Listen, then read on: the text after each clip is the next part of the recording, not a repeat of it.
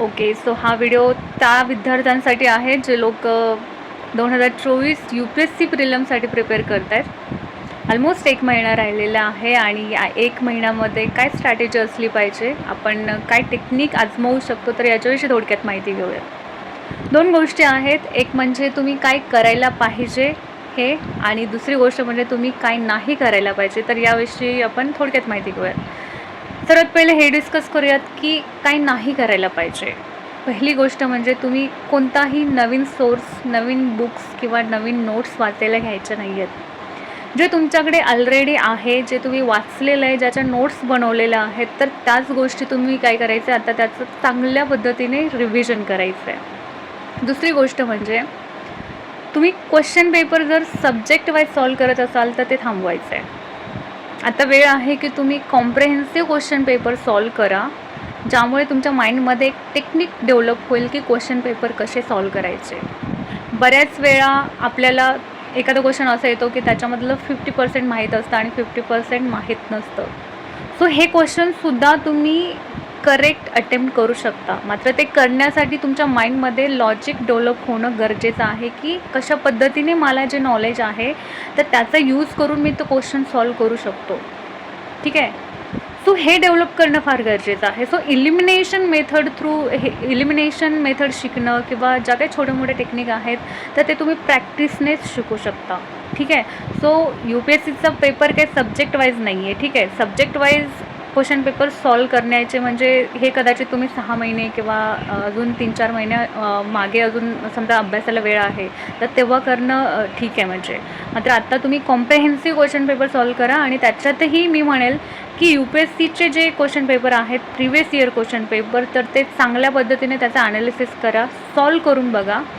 आणि दुसरी गोष्ट म्हणजे तुम्ही मार्क्सचा विचार करू नका. मॅक्सिमम मार्क्स आले म्हणूनही ओव्हर कॉन्फिडन्समध्ये जायचं नाही आहे आणि फार जास्त कमी मार्क्स आले म्हणून सेल्फ डाऊटसुद्धा क्रिएट नाही करायचं आहे. ठीक आहे. सो लक्षात घ्या, इथे जस्ट तुम्ही काय करायचं, क्वेश्चन पेपर सॉल्व करत राहा. मात्र मला असं वाटतं की तुम्ही तिथे मार्क्सचा विचार करू नका. ठीक आहे. सो 2 गोष्टी अवॉइड करायच्या आहेत. कोणताही नवीन सोर्स तुम्ही वाचायला नाही घ्यायचं आहे. जे ऑलरेडी आहे त्याचं रिव्हिजन करायचं आहे, मल्टिपल रिव्हिजन करायचं आहे. आणि दुसरी गोष्ट म्हणजे तुम्ही जर subject wise question paper solve करत असाल तर ते थांबवायचं आहे आणि तुम्ही कॉम्प्रेहेन्सिव्ह क्वेश्चन पेपर सॉल्व करायला घ्या. ठीक आहे.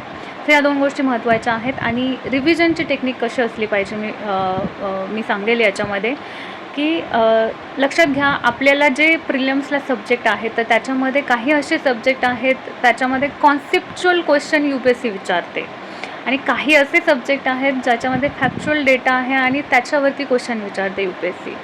ठीक आहे. तर याच्यामध्ये मी तुम्हाला ते सब्जेक्ट सांगेल. तर मला असं वाटतं की समजा आता 1 महिना राहिलेला आहे तर तुम्ही आता कॉन्सेप्ट ज्या विषयामध्ये आहेत तर ते विषय तुम्ही आता करायला घेतले पाहिजेत. जसं की लक्षात घ्या, इकॉनॉमिक्समध्ये GDP म्हणजे काय, GNP म्हणजे काय, किंवा वेगवेगळ्या अशा बॅलन्स ऑफ पेमेंट, BOP. ठीक आहे. सो असे वेगवेगळ्या कॉन्सेप्ट आहेत या. ठीक आहे. तर इथे तुम्हाला तर कॉन्सेप्ट अंडरस्टँड होणं फार गरजेचं आहे. जॉग्रॉफी विषय घेतला तर जॉग्रॉफीमध्ये सुद्धा कॉन्सेप्ट आहेत. जर कॉन्सेप्ट क्लिअर असतील तर क्वेश्चन कसाही आला तर तुम्ही टॅकल करू शकता. ठीक आहे. सो जॉग्रॉफीमध्ये कॉन्सेप्च्युअल ज्या गोष्टी आहेत ते म्हणेल मी, किंवा इकॉनॉमिक्स विषय. ठीक आहे. सो हे जे विषय आहेत, किंवा एन्व्हायरमेंटमध्ये जर तुम्ही घेतलं तर काही असे चॅप्टर आहेत ज्याच्यामध्ये कॉन्सेप्च्युअल बेस्ड आहेत. ठीक आहे. सो जो कॉन्सेप्च्युअल पार्ट आहे तो तुम्ही आत्ता रिवाईज करायला घ्या. म्हणजे प्रत्येक विषयामधला कॉन्सेप्च्युअल पार्ट आत्ता रिवाईज करायला घ्या. आणि जो फॅक्च्युअल आहे, जसं की जॉग्रॉफीमध्ये मॅप रीडिंग आहे, किंवा फिजिकल जॉग्रॉफी इंडिया आणि वर्ल्डचा आहे, किंवा एन्व्हायरमेंट घेतलं तुम्ही तर त्याच्यामध्ये नॅशनल पार्क आहे, टायगर रिझर्व आहे, किंवा स्पीसीज आहेत. ठीक आहे. तर कोणती स्पीसीज एक्सटिंक्ट आहे किंवा क्रिटिकली इंडेंजर्ड कॅटेगरीमध्ये. सो अशा पद्धतीचे क्वेश्चन विचारले जातात. सो हे फॅक्च्युअल आहे. पॉलिटी घेतलं तर त्याच्यामध्ये आर्टिकल्स आहेत. सो ह्या ज्या गोष्टी आहेत तर त्या तुमच्या म्हणजे विसरण्यासारख्या आहेत. जर तुम्ही त्याचं आत्ता रिव्हिजन केलं तर ते कदाचित तुम्हाला 1 आठवड्यानंतर तुम्ही आठवण्याचा प्रयत्न केला तर कदाचित परत अजून विसरून जाल. म्हणजे जर तुम्ही नॅशनल पार्क पूर्णच्या पूर्ण म्हणजे आत्ता तुम्ही पाठ करून ठेवलेले आहेत किंवा लक्षात घ्या तुम्ही आता रिव्हिजन केलेलं आहे त्याचं, मात्र ते तुम्हाला 1 आठवड्यानंतर किंवा 2 आठवड्यानंतर आठवेल असं नाही आहे. सो हे जे काही असे फॅक्च्युअल डेटा आहे प्रत्येक सब्जेक्टमध्ये, तर त्याचं रिव्हिजन मला असं वाटतं की तुम्ही एक्झामच्या आधी करावं. सो ते फ्रेशली माइंडमध्ये राहील आणि तुम्हाला मल्टिपल रिव्हिजन द्यायची किंवा एक्स्ट्रा टाईम द्यायची गरज नाही पडणार. सो हां, अशा पद्धतीने तुम्ही, मला असं वाटतं की रिव्हिजन टेक्निक आजमावू शकता. आणि दुसरी गोष्ट म्हणजे एक्झाम ही फक्त नॉलेजची नाही आहे जसं म्हणतो आपण, तर ते अगदीच खरं आहे.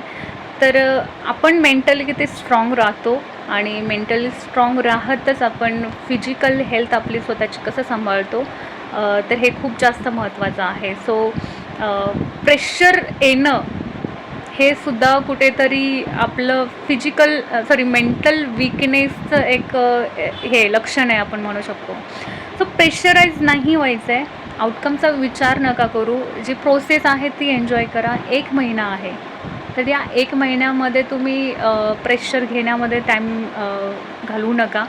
प्रेशर घेऊन पण काय होणार नाही. उलट तुम्ही जो अभ्यास आता करू शकताय, म्हणजे प्रोडक्टिव्हिटी इथे तुम्ही अगदीच जास्त तुम्ही वाढवली पाहिजे. तर प्रेशराईज होणं किंवा अँशियस होणं, एन्झायटी होणं, याच्यामुळे तुमच्या प्रोडक्टिव्हिटीवरती फार जास्त परिणाम होऊ शकतो. ठीक आहे. सो त्यामुळे आउटकमचा विचारच करू नका. सध्या तुमच्या हातात काय आहे? अभ्यास करणं आहे. सो रिव्हिजन चांगल्या पद्धतीचं करा, अभ्यास चांगल्या पद्धतीने करा आणि डेफिनेटली त्याच्यातून नक्कीच मग पॉझिटिव्ह रिझल्टसुद्धा येईल. Thank you and stay tune with me.